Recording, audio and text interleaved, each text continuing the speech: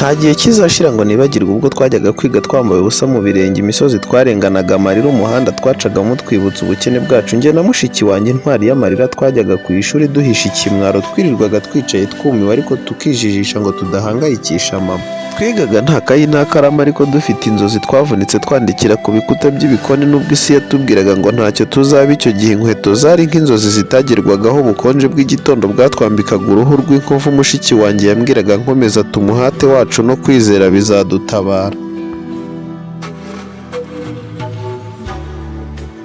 Iyo ntekereje uburyo twarangwaga n'amaganya ndetse n'ukuntu twajyaga kuryama twifashe mapfubyi, ntibyari inzozi, byari ubuzima. Umwijima waragabaga tukava dutambika amarira.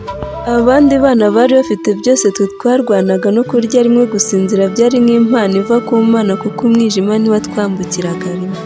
Ariko musaza wanjye we wari intwari yanjye, wambereye inkoramutima itanyeganyega. Twaratutswe turasuzugurwa ariko tukamwenyura kuko imitima yacu yari yuzuye icyizere kitanduye. Nta munsi n'umwe nzibagirwa uko twahahaga ku ijambo ry'umwarimu, nubwo twatahanaga inzara n'icyizere gike ariko twategerezaga igihe kizima nk'abareba izuba. Ubu ndandika amagambo nk'amarira y'ubuzima bwatuzamuye tubura inkunga, ariko dufite igitinyiro cy'amaraso amwe yatugize ikimenyetso cy'imbabazi z'Imana. Nzahora nibuka iminsi y'itumba twajyaga kwiga tugatakambira imbeho, ubwambure bw'ibirenge bugasabira urukundo rutaboneka, imvura ikatugera hejuru ariko ntidutembe ku nzozi zacu. Mushiki wanjye isabukuru y'intwari yambikwaga umwambaro w'ubupfubyi n'ineza, mu gihe abandi bana bahumetswe n'urukundo rw'abapapa, we wahumekaga icyizere kivuye mu marira. Niba hari isomo ry'ubuzima nuko igikomere kigira ubuhamya. Twagize uburiri butagira umusego turyama ku bidendezi by'imibabaro. Nzakomeza kwibuka uko twajyaga ku ishuri dufatanya akaboko tugasangira agahinda, ukambwira mu ijwi ry'ubwitonzi uti buri munsi turageragezwa ariko ntidupfa. Icyo gihe twaryaga imvange y'imyuka, umugati watindaga kuribwa ariko inzozi ntizigeraga zipfa. Abana b'abaturanyi bakatwita abadafite tukabihorera, tukandika ejo heza ku mifuka y'ishati yacitse. Musaza wanjye twarababaranye tugasohoka mu ishuri twisetsa ku gahato, wowe ukambwira utumenyere isi si shyashya ariko bizashira kuko twafashe inzira. Iyo nsubije amaso inyuma mbona ko twabaye ibamba mu gihe cy'imvura, tubona abandi bana bambara inkweto naho twe nta no kurota, bakundwa na base ntawe twitaye ariko tukaririmba mu mitima indirimbo y'icyizere.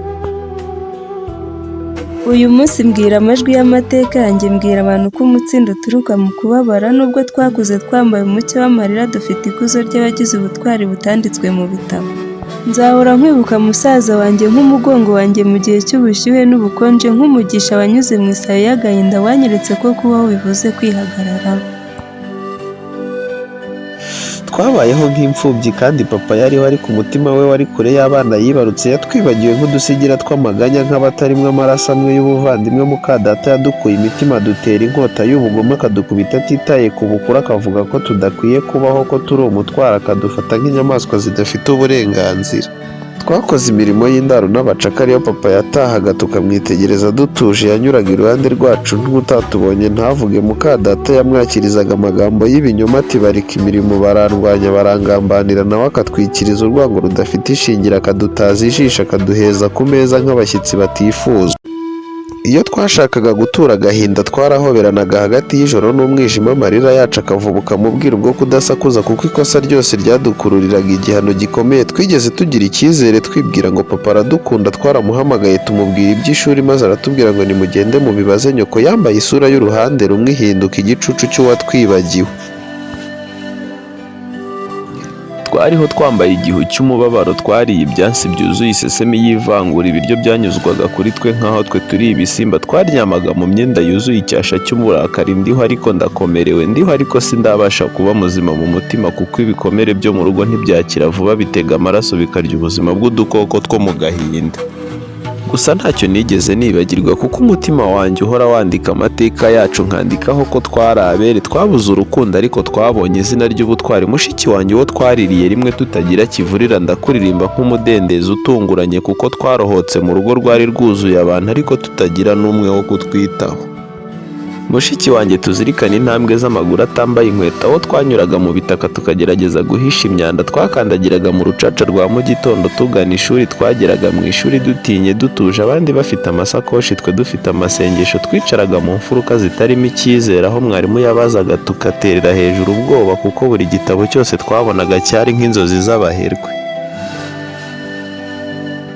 Iyo abanyeshuri baririmbaga twe twaracecekaga tugashyira umutwe ku kaba kuko amajwi yacu yari yarumanye n'agahinda. Twajyaga gutaha tudafite icyo kurya, muka data akatubwira ngo ntacyo tubuze, ariko agatwika ibiryo ashyira ku mbwa, naho twe tukaramika igifu ku buriri bw'umujinya.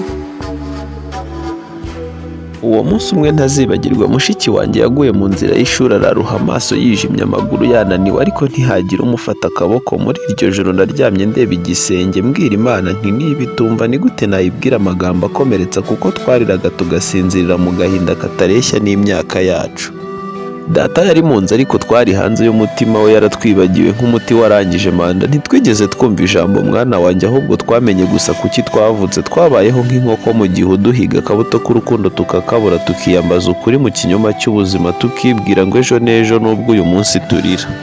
Mushiki wanjye twababaranye, gera hino duhuze ibiganza twubaka ubuzima bwacu ku mabuye y'amarira yacu, kuko iyi si ntiyigeze itwereka imbabazi na nkeya.